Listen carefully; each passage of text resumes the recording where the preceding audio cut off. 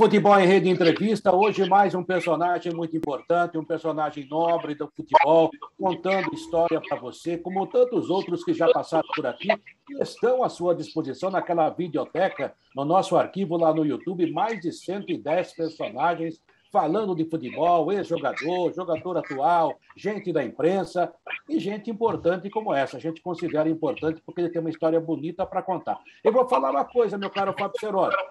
E volante a gente está bem. A saída de jogo vai estar legal. E ó, vocês estão vendo na tela, o Claudecir é um menino, ainda 46 anos de idade, Claudecir Aparecido de Aguiar, que jogou com muito brilhantismo no Palmeiras, no São Caetano, jogou no Atlético Mineiro também, na Portuguesa, jogou no Japão. Tem muita coisa legal. Eu convivi bastante com o Claudecir, estou assim de pergunta para ele, mas eu vou dar a honra para você fazer a primeira pergunta para o Claudecir. Eu convivi com o Claudecir no São Caetano, no Palmeiras, principalmente, onde ele teve momentos bons e momentos de muita contusão, infelizmente, mas é um jogador muito acima da média, que hoje jogaria nos maiores times do mundo, né? Claudecir, obrigado por nos atender, é bom revê-lo, né? Você está tão bem, parece que está saindo de campo, cara. A carinha é a mesma, né? Tá tudo bem com você? Conta um pouquinho do que você está fazendo e desde já obrigado por nos atender. Boa tarde, Quartarolo, Fábio Seródio. Para mim é um prazer, né, poder estar aqui fazendo aquele bate-papo com vocês. É um prazer imenso poder revê-los, né, novamente depois da minha vida pós-futebol. Então, eu estou morando em Barra Bonita, né? Estou um pouquinho longe de São Paulo, quase 300 quilômetros. Estou nessa tranquilidade aqui do Rio Tietê, para quem gosta de pescar, eu não sou muito chegado, um Rio Tietê limpo, então estou nessa tranquilidade, uma cidade de 35 mil, né, habitantes, então estou nessa tranquilidade aqui, né? Depois que parei de jogar futebol, vim aqui para o interior, né, até questão de saúde do meu pai para ajudar a cuidar, né, do meu pai juntamente com a minha mãe. E recentemente, né, eu me formei em Educação Física, licenciatura, onde hoje eu sou licenciado para poder dar aula de Educação Física, né, na escola. Me formei em dezembro, inclusive já substituí, né, vários professores esse ano, assim, uma experiência muito boa, né, aí de poder trabalhar com essas crianças, ajudar na formação também dessas crianças, né, na escola.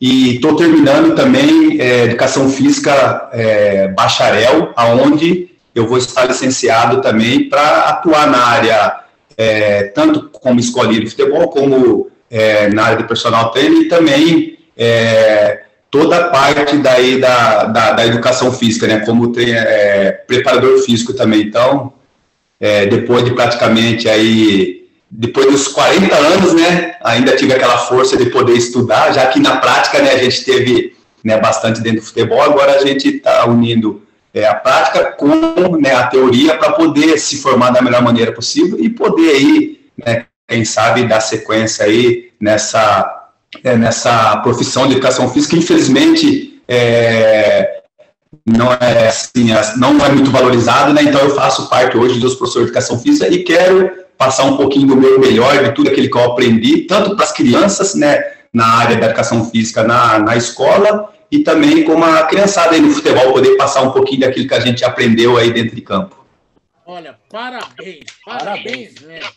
Fico muito feliz com essa notícia, porque você é um cara, primeiro que você sempre demonstrou que tem uma ótima cabeça, um cara muito educado e que está procurando o seu caminho depois de parar com o futebol. Isso é muito legal, faz parte da evolução, pode ter certeza disso. Você não vai ganhar dinheiro como o Neymar, principalmente sendo professor, mas que faz parte de uma evolução, faz. Claudecir, quando nós marcamos com o Fred Batalha para conversar com você, eu fiquei pensando, lembrando das coisas que aconteceram, a minha presença com o Claudecir em campo. Eu fui escalado pelo seu Tuta para fazer aquela final do campeonato da Copa João Avelange, no Maracanã, entre São Caetano e Vasco da Gama. No jogo anterior, aquele que deu confusão, eu não fui, mas tinha um cara que era um pé frio, desgraçado, chamado Rogério Assis, e ele foi para São Januário e caiu o alambrado. Eu queria que você falasse por favor, um pouquinho a respeito daquela passagem tua na final do Campeonato Brasileiro, o que aconteceu em São Januário, o que aconteceu no Maracanã. Por favor, Claudeci.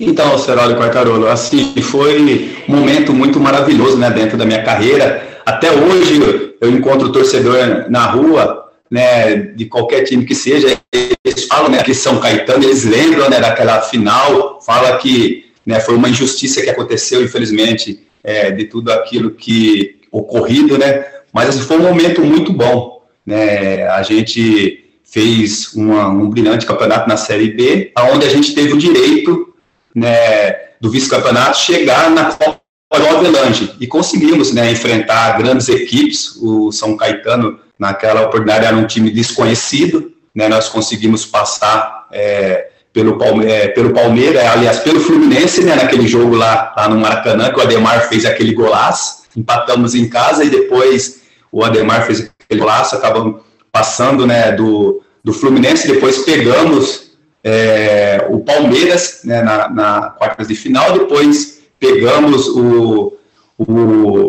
Grêmio, onde a gente passou pelo Grêmio também, depois fizemos aquela final, né, contra o Vasco.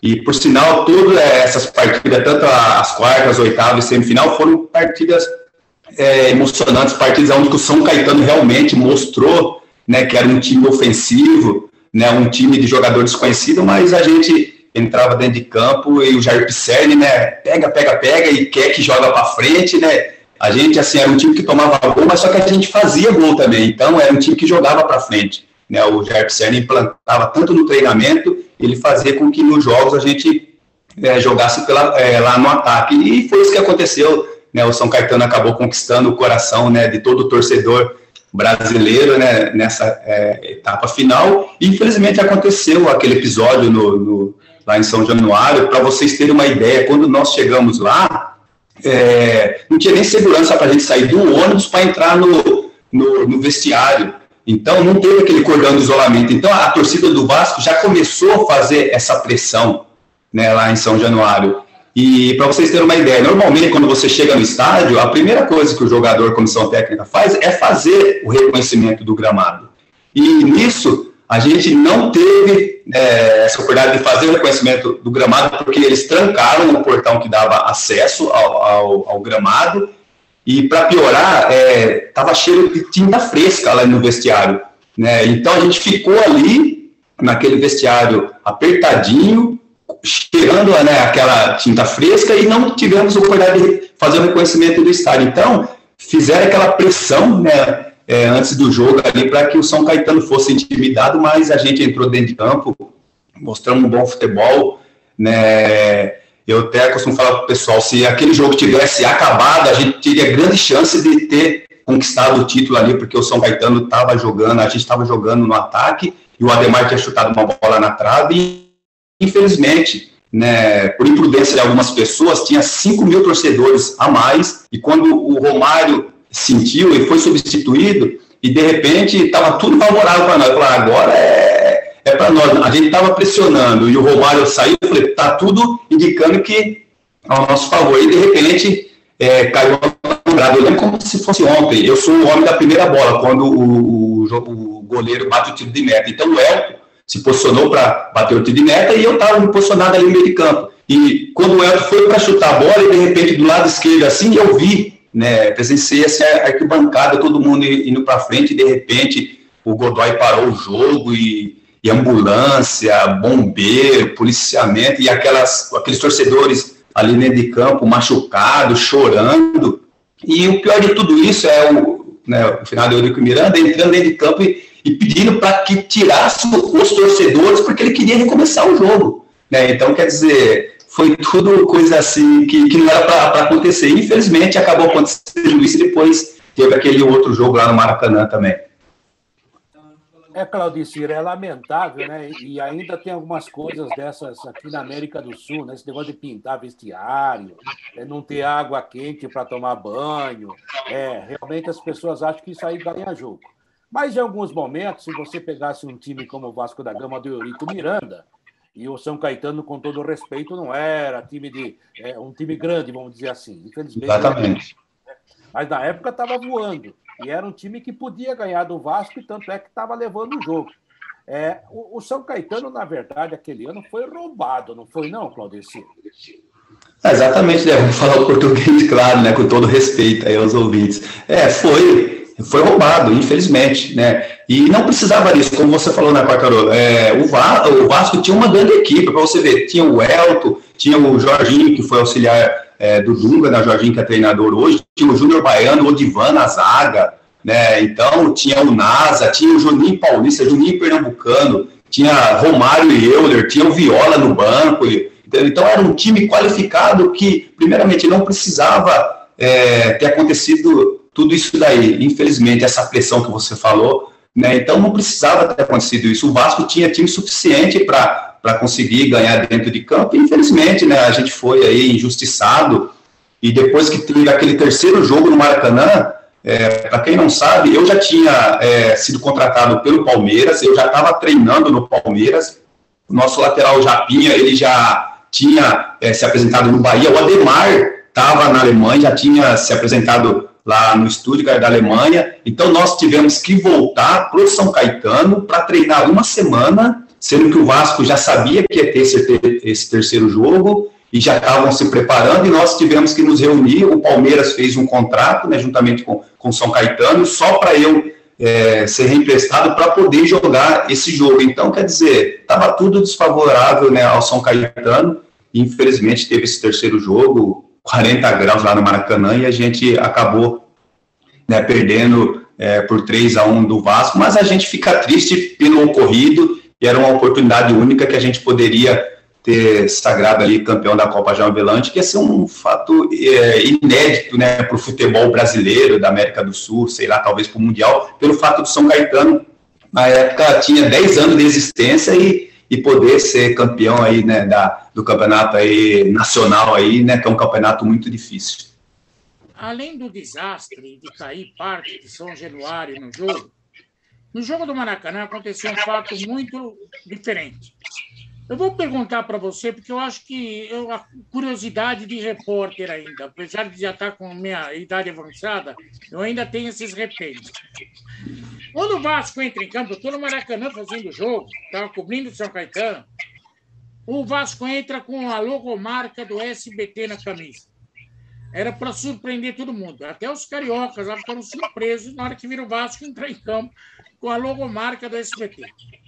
Vocês, quando viram em campo, falaram o quê? Chamou a atenção? Os caras ficaram loucos. Porque ele não recebeu nada. Ele queria fazer uma provocação na final do campeonato para a Globo, mostrando a marca do SBT na camisa do Vasco. Para vocês, passou alguma coisa pela cabeça quando vocês viram o time do Vasco com a marca do SBT? Realmente é uma situação inusitada, né? Até que você falou a questão de provocar, de mostrar alguma coisa assim para a Globo, acho que isso, né, é uma coisa ruim para o futebol e pegou até mal até para os próprios dirigentes, das pessoas que fizeram isso. Acho que não precisava, acho que da grandeza que é o Vasco, os diretores lá, né, poder ter feito isso daí, entendeu? Então era uma coisa assim que eu acho que foi uma coisa que assim, a gente ficou bastante surpreso, né? Depois a gente até a gente comentou ali, nossa, tá a transmissão pela Globo, né? A transmissão nacional, e tá com o símbolo do SBT, o que será que aconteceu? Coisa grave, né? Para estar fazendo uma situação dessa, mas depois a gente, né, jogou o futebol e deixou que isso daí eles resolvessem lá, mas assim, é uma coisa ruim, né? Para o futebol, esse tipo de provocação. Eurico Miranda. Eu gostei que você falou do Jair Pisserni, porque há muito preconceito contra o Jair Pisserni, esse negócio do pega aí, mas a verdade é que ele era um bom treinador, e todo treinador tem uma maneira de motivar, né? E você falou uma coisa que a gente percebia naquele São Caetano, era um time que marcava pra caramba, né, Claudeci? Realmente, o Quartarolo é um time que, né, o Jair Pisserni, ele tinha uma filosofia de jogar... Ele falava assim, o que eu quero que vocês façam no jogo é o que nós vamos fazer no treinamento, porque o que eu vejo hoje, às vezes o treinador quer que os jogadores façam alguma coisa no jogo, mas só que não treina. Então o Jair, ele tinha, né, esse tipo de situação, falou, vamos treinar aqui a gente acostuma no treinamento para que no jogo fica fácil, né? Vocês já vão saber o que precisa ser feito. E o Jair Pisserni, primeiramente, era um treinador que hoje dificilmente se vê no futebol. Era um treinador que ele tinha o grupo na mão. Ele sabia fazer todo mundo feliz, tanto os 11, né? Ele tinha o grupo na mão, fazia tanto os 11 que estavam jogando, como os que ficavam no banco, como aqueles 12, 15, que às vezes nem era relacionado entre os 18, entre os 20. Isso que foi um fator fundamental para que o São Caetano, na época, fosse um time considerado família, um time unido, um time que todo mundo, né, gostava, e a gente transmitia isso. Era um time família ali, um time que cada um corria pelo outro, jogadores que tinha, né, uma afinidade ali. Então realmente o Jair Pisserni foi um fator assim preponderante ali para que o São Caetano fosse o São Caetano, né, que marcava forte e também que o forte era ir para o ataque. Foi isso que aconteceu, aquele chute forte do Ademar. Então o Jair Pisserni passava na filosofia, vamos marcar forte, porque uma hora a gente pode ganhar um jogo num chute do Ademar, num cabeceio do Claudecir, num avanço do César pela esquerda, num passe de qualidade do próprio esquerdinha, entendeu? Então o Jair Pisserni aí foi um treinador que ajudou muito, fez com que o São Caetano fosse um São Caetano aí, como se diz, o azulão, um pequeno gigante. Antes de entrar na história do Claudecir no Palmeiras, eu tenho uma pergunta triste aqui para fazer para o meu amigo Claudecir. Você jogou com o Serginho. Eu queria que você falasse um pouquinho do sentimento que você teve quando viu o que aconteceu com o Serginho. Muito triste, né, Seródio? Até esse dia eu estava comentando, né, com meu irmão Clodoaldo, né, que, assim, foi uma perda muito grande, assim, como se fosse realmente, né, alguém da família. A gente ficou muito sentido, muitos anos, até hoje a gente sente, né, porque a gente convivia com o Serginho ali no dia a dia, um jogador ali muito esforçado. Ele era o nosso líder ali praticamente, né, um jogador responsável, um jogador que passava ali coisas boas, um otimismo para nós. Então, assim, foi uma perda muito grande para o futebol, né, brasileiro, principalmente para nós ali. Eu, particularmente, era uma pessoa que estava sempre frequentando, né, a casa dele, e ele frequentava a minha casa. Então, a gente, além de estar no dia a dia ali, né, nos treinamentos, a gente tinha, né, essa aproximação de família ali, fora de campo. Então, foi, assim, uma perda muito grande aí, essa ida do Serginho. E uma ida tão precoce também, né? Claudecir, eu vou dizer uma coisa para você. Até hoje, eu estava atrás daquele gol no Morumbi, e eu digo, né, e com todo o respeito, o Serginho morreu no campo, né? Ele morreu praticamente à nossa frente. Eu fico arrepiado. À minha frente, na frente dos repórteres que ali estavam. Teve um escanteio para o São Paulo, ele caiu aos pés do Grafite. O Grafite, inclusive, achou que ele estava com mãe, até fez assim, depois que percebeu que a coisa era grave, né? Isso. Você sabe que até hoje, quando acontece de um jogador ficar muito parado, quando cai, fica meio desmaiado, assim, cara, aquela imagem me vem à cabeça e eu, sabe, fico esperando o cara se mexer, sabe, porque a gente ficou numa situação, você vive o momento, você é o repórter, você tem que passar a informação, mas também tem um lado humano. Então, a gente ficou meio entorpecido. Nós da Jovem Pan, na época, Nogueira, Silvério, Cláudio Prado, Milton Neves, todo mundo. A gente foi terminar a nossa jornada, era 3 da manhã, né? E ainda com as repercussões que feriam e muito tristes, né? Eu me lembro que cheguei em casa, eu não dormi, eu fiquei parado assim, ó. Caramba, como é que pode acontecer uma coisa dessa, né? E até hoje, isso, quando acontece qualquer choque de cabeça, e hoje tem choque de cabeça todo jogo, né? E, cara, exatamente. Parece que volta de uma forma violenta. Eu fico, sabe, caramba, de novo. E eu, se você não sabe, né? Quem sou eu para indicar jogador? Nunca fui empresário. Mas eu conversei um tempo antes da morte dele com o Juvenal Juvencio. Falava assim, pô, ele era muito brincalhão. Ele gostava de falar assim para mim, né? Quartarolo, temido é destemido.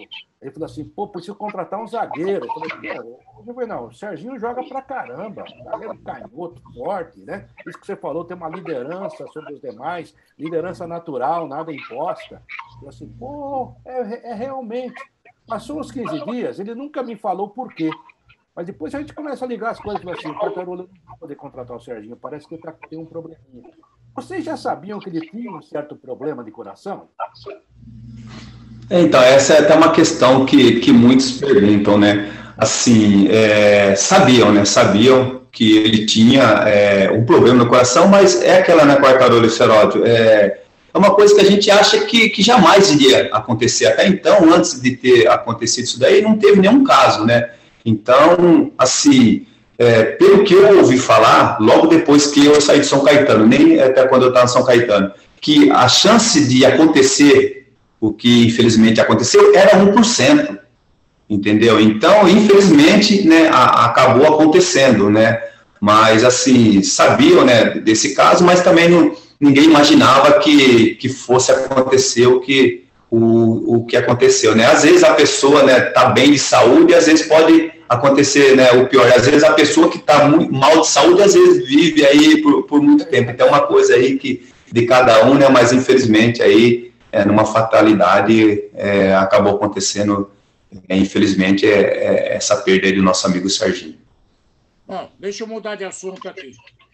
Dia 22 de novembro de 2003. Por causa do Claudecir e do Palmeiras, o gordo aqui teve que ir para Garanhuns, que é a terra onde nasceu o ex-presidente Lula. Eu um dia vou escrever isso num livro, porque essa viagem é uma viagem histórica. Eu fui de Recife até Garanhuns de ônibus com fuso horário, porque eu tinha um cara que trabalhava na Jovem Pan, que gostava tudo nos seus mínimos detalhes, mas esqueceu que tinha fuso horário naquela época. O Antônio. Que era o horário de verão.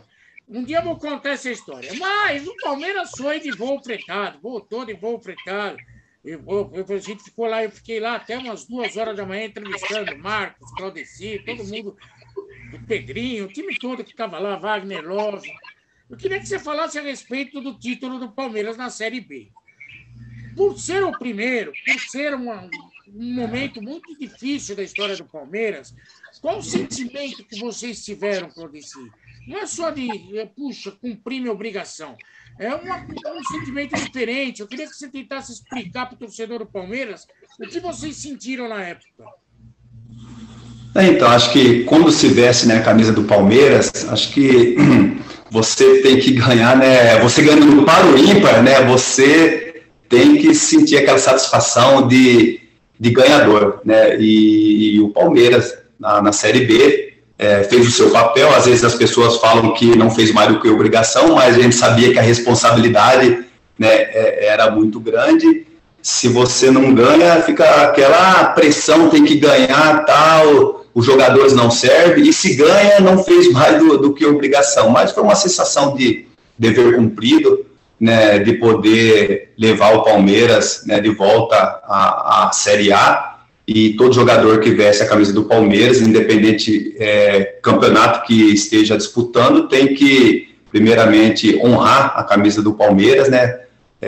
Mostrar que está vestindo a camisa de uma grande instituição e tem uma grande torcida, né? Milhões de torcedores por trás. Então, acho que a sensação, né, de uma Série B, de você conquistar, é a mesma sensação também de como se você tivesse ganhando um Campeonato Paulista, da primeira divisão, um Campeonato Brasileiro. Acho que tem que pensar dessa forma. A proporção é diferente, mas nós jogadores tem que pensar dessa forma. Quando vestir a camisa do Palmeiras, independente da competição, tem que vestir e mostrar que tem que honrar da melhor maneira possível.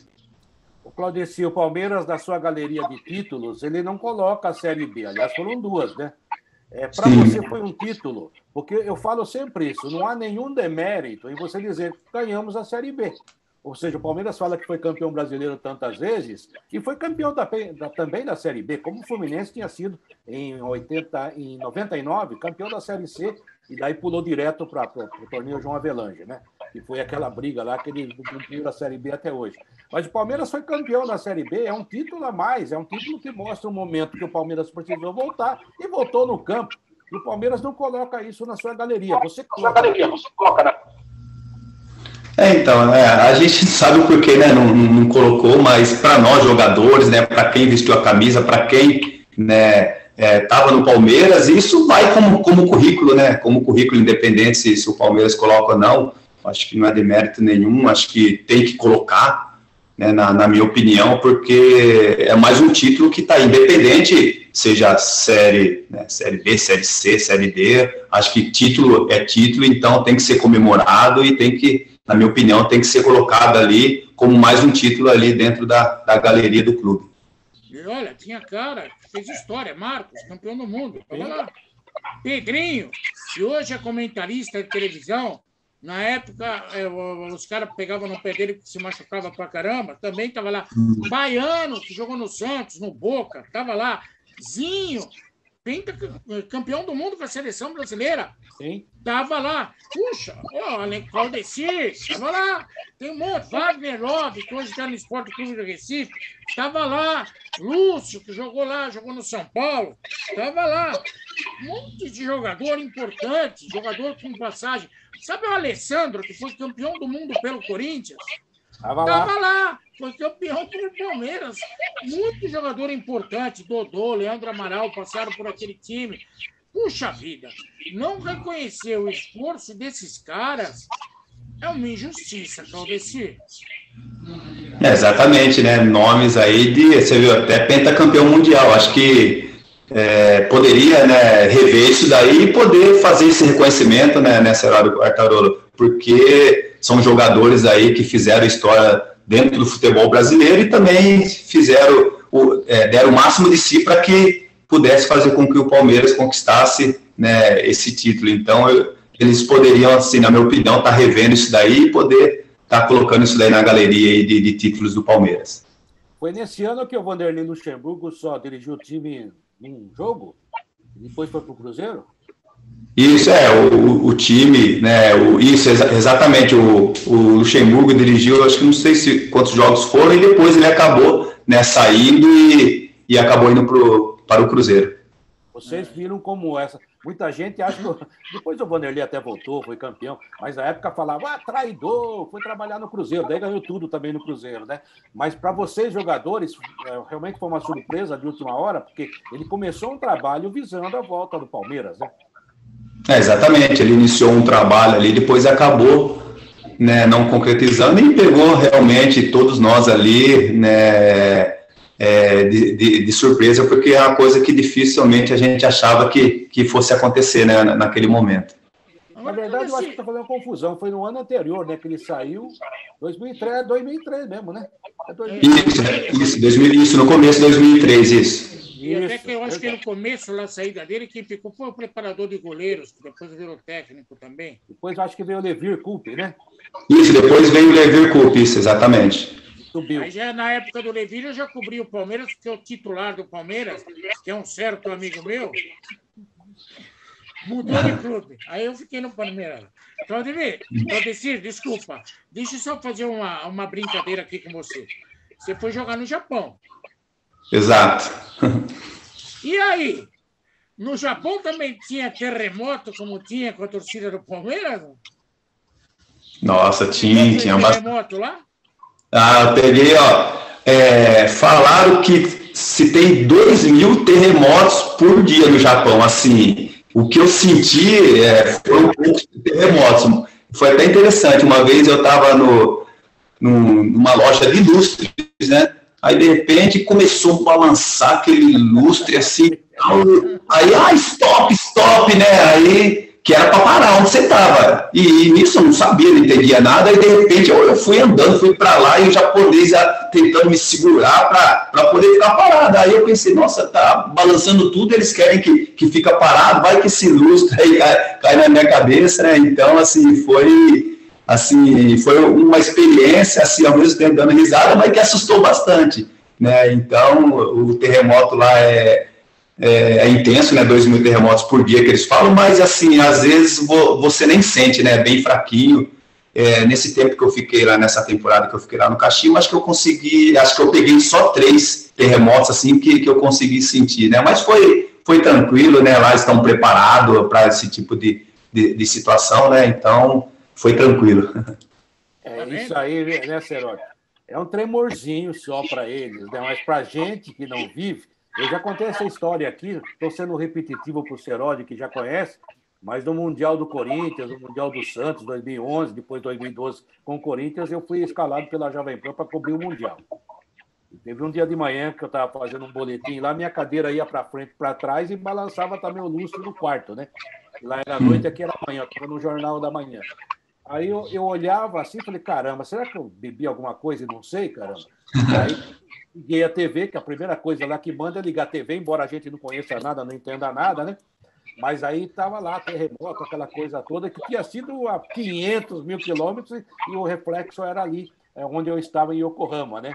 E aí senti também uma vez na Cidade do México, aliás, 2 vezes na Cidade do México, mas daí quando você fala com as pessoas, eles falam, não, isso aqui é normal, é um tremorzinho. Normal para eles, né, Cláudio? Assim, para a gente, realmente, eu vou falar para você, assusta. Mas já eu conheço bem o meu amigo Fábio Seródio, ele vai querer que você escale o time que você jogou no Japão. Então vamos pensando aí, e eu vou fazer uma outra pergunta. Me permita só voltar ao São Caetano, que foi o seu grande momento, e queria que você falasse também a sua passagem no Palmeiras, mas sobre o São Caetano ainda.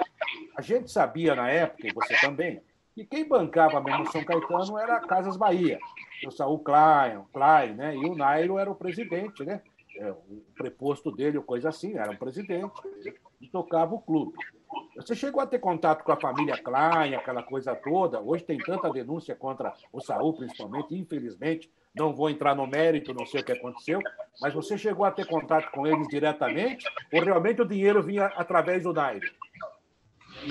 Então, assim, a gente via pouco, né, o Saul. Nesse todo o tempo que eu fiquei lá, né, ele apareceu 2 vezes, a gente teve a oportunidade de ver ele 2 vezes, né, numa reunião, chegou lá cheio de segurança, a gente nem sabia quem era, daqui a pouco chega 2 seguranças, entra na sala, né, o Jair Pisselli estava fazendo uma palestra lá, conversando, de repente chega 2 homens fortes ali, entra na sala, a gente não tá entendendo nada, daqui a pouco chega um homem brancão lá, daqui a pouco chega mais 2 seguranças e fica na porta. Depois que foram falar que era, né, o Samuel, né, o Saul Klein, que ia lá bater um papo com a gente, né, uma pessoa espetacular, uma pessoa, né, bastante simples, né, então a gente teve contato, assim, pessoalmente 2 vezes, né, então uma pessoa que ajudou muito, né, através da Casa Bahia, né, a Consul, que fez com que o São Caetano realmente tivesse uma estrutura que teve, né, para vocês terem uma ideia, até antes do São Caetano chegar na Copa João Avelange, ele já tinha um projeto de aumentar a arquibancada e já para ter a quantidade de torcedores para que no campeonato, que o São Caetano chegasse no Campeonato Brasileiro, já pudesse mandar os jogos em casa. Então, já tinha uma administração muito boa, uma pessoa ali que administrou muito bem São Caetano, que ajudou muito, né, ali para que o São Caetano tivesse aquela estrutura. E também vale lembrar que o prefeito, né, o finado Tortorelli também foi uma pessoa fundamental, né, essa parceria que deu certo, Tortorelli, né, a prefeitura de São Caetano, juntamente com o Saul, né, Casas Bahia. Então ali foi um momento muito bom ali, em termos de parceria, para que o São Caetano chegasse aonde chegou. Mas eu quero avacalhar um pouco essa conversa aqui, senão vai parecer que é coisa séria. Claudeci, quando você jogava no Palmeiras, comparava você com César Sampaio. Você dava passe, entregava a bola no pé. Aí eu tenho que perguntar, no Japão, o técnico falava assim, Claudeci, você tem que jogar a bola no pé do Nakamura. Mas aí se olhava, só tinha Nakamura. Pois é, né, Seródio? Pois é, né, Seródio? No Palmeiras, né? É bom você ter lembrado aí, o Sampaio foi uma pessoa que eu sempre me espelhei, né, quando eu era criança, e depois chegar no Palmeiras e ser comparado, né, ao César Sampaio, para mim foi uma coisa muito boa. E quando eu cheguei lá no Japão, ó, tem que passar por Nakamura, não sei para quem. Não, tudo bem, eu tenho que passar por ele, mas primeiro eu preciso saber quem que é, porque se eu olhava lá, parecia que era todo mundo igual. Então, você chegava no vestiário, você cumprimentava o Raio Gozemasta, bom dia. Aí daqui a pouco o outro veio e cumprimenta e falava, mas será que esse daí já não me cumprimentou, já não me falou bom dia? Então era tudo igual, entendeu? Aí falava o nome, Nakamura, isso, aquilo, mas só que você ficava boiando, né? Você não sabia quem que era, tudo igual, e os nomes tudo difícil também, né? Então tinha isso daí. Só Seródio. Você tá afim de falar do Japão, mas vou falar do Palmeiras agora. Mas que era chato. Não, vamos cortar. A gente não se entende aqui, viu, Claudeci? Eu sou padrinho de casamento dele e até hoje não me entendi com ele. Ele é meu amor, é minha vida. Um grande amigo de mais de 30 anos. Ô, Claudeci, eu acho que você era um jogador extraordinário. Né? O jogador, inclusive, era para a seleção brasileira na época. Hoje não vou nem falar, você jogaria fácil. Mas você teve muitos problemas de contusão no Palmeiras. Inclusive, falavam que você era parecido com o César Sampaio, e era mesmo, mas você cabeceava melhor que ele, até pela altura. Né? O César tinha uma baita de uma impulsão, mas ele era menor que você. Aliás, uma figura maravilhosa também, como você. Vocês eram muito parecidos nisso. O que realmente te complicou? Realmente você não conseguia se recuperar? Você, em algum momento, teve que voltar antes do que devia? Porque, às vezes, o jogador quer ajudar e volta. Ou, às vezes, é pressionado para voltar fora de hora, né? E o Palmeiras, naquele momento, não era esse Palmeiras de hoje tão organizado, em que as vitórias acontecem até quando ele não joga, né? Era um negócio de lutar todo dia. Como é que era isso, Claudeci? Exatamente, Quartarolo. Infelizmente, né, acabei tendo uma sequência ruim no Palmeiras, até essa questão de contusões, né, até porque, até para a minha estatura, a minha condição, assim, a minha estatura, longilíqua, né, então isso fazia com que eu tivesse, assim, lesões frequentes, né, inclusive eu tive até que passar por cirurgia.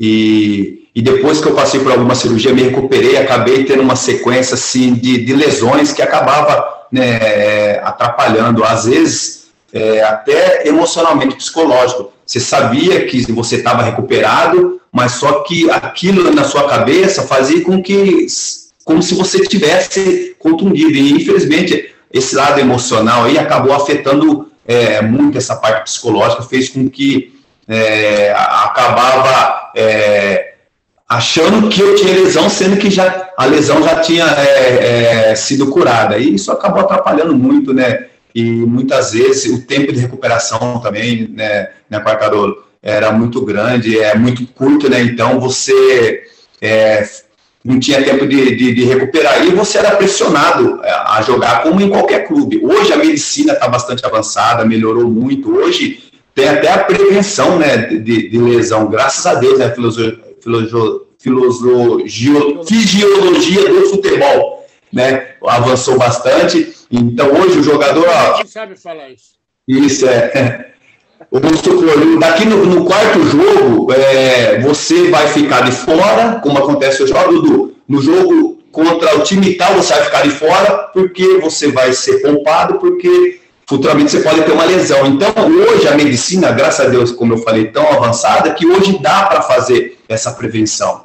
E hoje já tem trabalho específico, né, tanto na academia, né, para você recuperar melhor. Hoje os equipamentos são mais avançados, a estrutura do futebol hoje, ela melhorou bastante, né, então, graças a isso daí, hoje, o jogador, você vê os jogadores que recuperam até bem antes do tempo, né, quando se fala, o jogador vai ficar 3 meses, às vezes 1 mês e meio, 2 meses, ele já está correndo, já está voltando. Então, isso é muito bom para o futebol, que não tinha na nossa época, né? Então, eu acabei tendo uma sequência de lesões que acabaram atrapalhando, né, o meu futebol dentro do Palmeiras, mas graças a Deus, dentro daquilo que eu pude estar dentro de campo, eu consegui, né, fazer bons jogos, inclusive aquele Rio-São Paulo, onde o Alex fez aquele gol antológico, aí eu tive a oportunidade de participar daquele jogo, fazer o segundo gol, onde a gente ganha de 4-2, então, assim, apesar da sequência de lesões, eu acho que eu consegui, né, quando eu estava dentro de campo, fazer bons jogos e ter jogos importantes aí com a camisa do Palmeiras, apesar da sequência de lesões. Você não foi feliz no Atlético Mineiro, Claudeci? Então, assim, na verdade, até essa história do Atlético Mineiro, né, Seródio, eu fui contratado pelo Atlético Mineiro, muitas pessoas me perguntam. Hoje, consta que eu estive no Atlético Mineiro, mas quando eu fui assinar o contrato, aí, por essas lesões que eu tive anteriormente, eu acabei não assinando o contrato, já estava tudo certo, já estava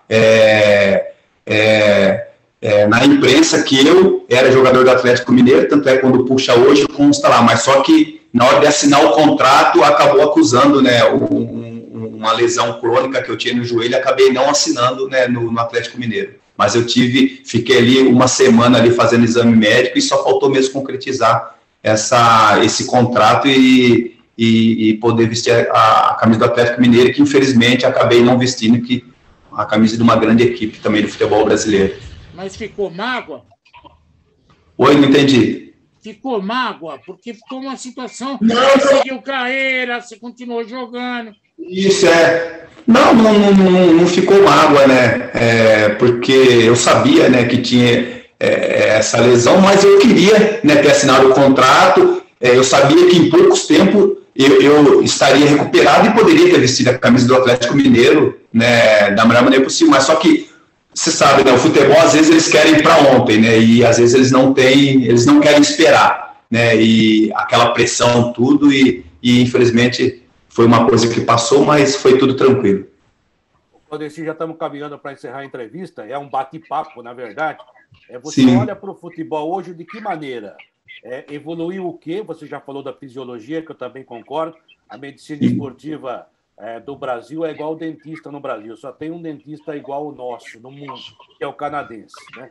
O dentista do Brasil é fantástico. E a medicina esportiva do Brasil também está entre as melhores, se não a melhor do mundo. Isso evoluiu maravilhosamente bem. E dentro do campo, Claudeci, o que você achou? Melhorou ou evoluiu?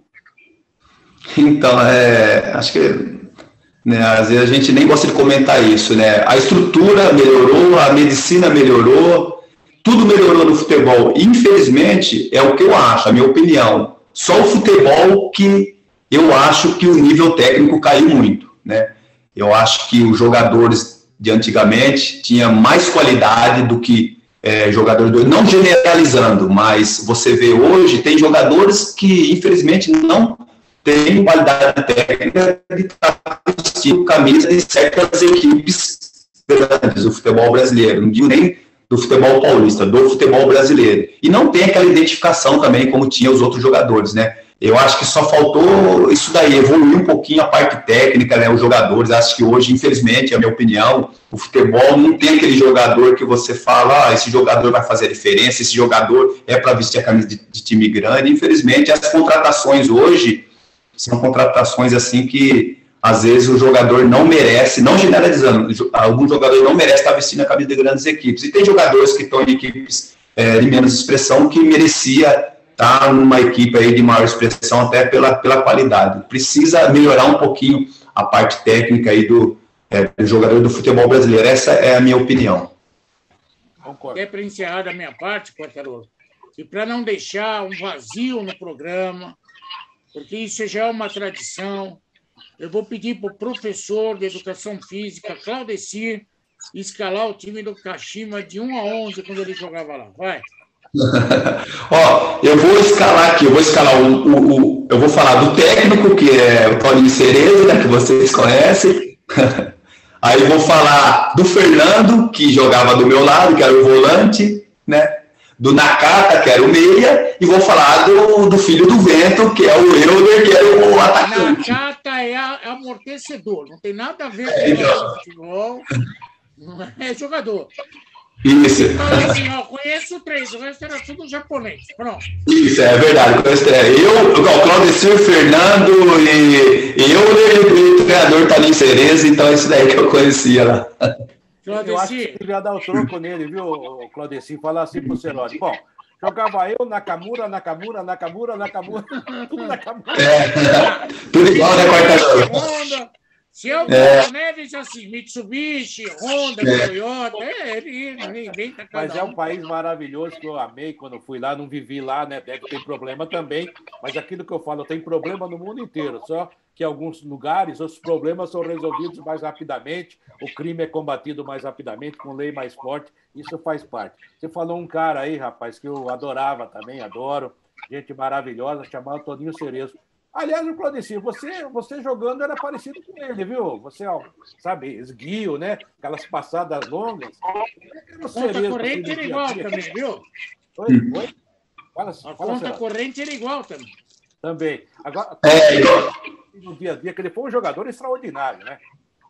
Não, o Toninho Cereza foi um grande jogador de futebol, né, brasileiro, jogando seleção, campeão, né, nos clubes que passou, e para mim foi uma honra, né, ter jogado, ter sido treinado por ele. E a comparação que você falou, algumas pessoas também me compararam que eu tinha mais ou menos, né, o mesmo estilo do Toninho Cereza, né, então isso é legal ser comparado com grandes, né, jogadores que marcaram a época aí do futebol brasileiro, e foi uma experiência muito boa, né, no Japão, um país sério, né, um país de primeiro mundo, o japonês, uma educação, um respeito lá, né, o Kashima Antlers, uma equipe, né, de ponta, que o Zico, né, o galinho de ouro que revolucionou lá o futebol japonês, principalmente o Kashima. Então fui bem recebido lá, é um país que eu gosto muito, né, tive a oportunidade de voltar 2 vezes depois que eu joguei lá, então é um país muito, muito legal.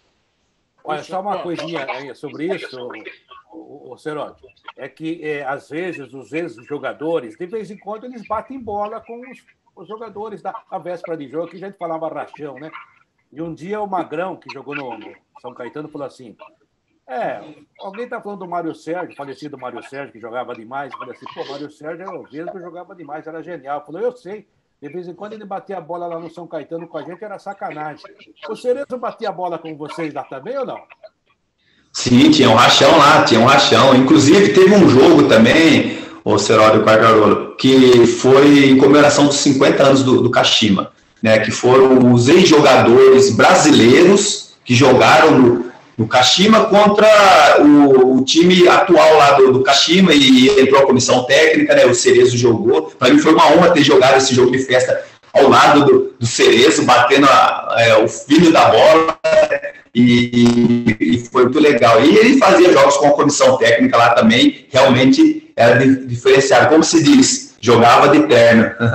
Verdade. Muito. Claudeci, você sempre foi um grande jogador, um cara legal pra caramba de conviver, muito educado, uma pessoa sensacional, e eu estou orgulhoso de saber que você está evoluindo, virou professor, está estudando educação física. Cara, eu desejo para você a maior sorte do mundo, que competente você sempre foi. Muito obrigado, cara, por ter atendido a gente. Um beijo no teu coração. Eu agradeço, Seródio, vindo de você essas palavras, né? Muito feliz de poder bater um papo com vocês, né? Na época boa do São Caetano, do Palmeiras, né? A gente tinha aquela convivência que é diferente de hoje, né, Seródio Quartarolo? Hoje você precisa pedir autorização para poder conversar, para poder chegar perto do jogador. Antes, na época, a gente, né, não precisava nem ligar para o assessor para marcar entrevista pelo rádio ou, né, marcar alguma coletiva, já era direto com o jogador. E, infelizmente, hoje é difícil, né? Então, a gente tinha aquela amizade, não era só profissional, aquela amizade pessoal. Então, isso que era gostoso, né? Como se diz, o futebol raiz, né? Onde, né, a gente não precisava ficar dependendo de ninguém para poder estar conversando com vocês, né? E a gente procurava atender vocês da melhor maneira possível. Vocês foram sempre educados também com a gente, e tinha essa reciprocidade. Então, é muito legal. Eu que agradeço aí, né? Muito feliz de poder, né, estar conversando com vocês, de ser lembrado, né? E isso graças ao que a gente plantou lá atrás, né? E a gente colhe agora, né? Mesmo pós-futebol, fora das 4 linhas. É uma satisfação muito grande estar falando com você, Fábio Seródio, Quartarolo. Fiquei realmente muito feliz mesmo de coração. Eu é que fiquei feliz de te ver, viu, Claudio? Você está bem? Você até no começo, fora do ar, até falou, eu sou meio discreto.